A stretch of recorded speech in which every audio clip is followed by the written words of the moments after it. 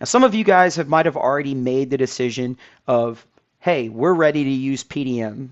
But for those of you on the call, what is PDM? Well, let's take a quick look at what PDM is and how it can help you.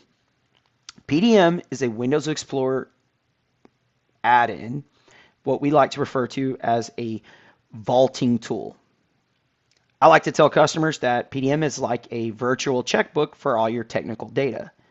Now, one of the key benefits to PDM is the fact that it is built on Windows Explorer and it leverages what we call a SQL database, and it's going to provide three key functionality that anybody on the technical team is going to find valuable. The first is PDM is aware of what we call file references.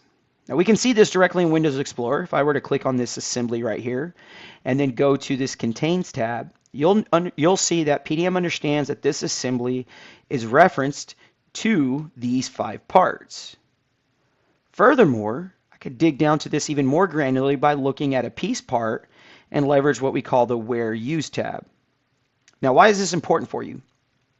When not using a PDM tool and using things like a map drive or SharePoint, Dropbox, OneDrive, all of those tools are good tools in their own right, but they don't actually provide you any functionality that controls these references. What that means is when an end user goes to rename a part or issue a new part number or clean up some folder structure, it would be on them to manually update these references.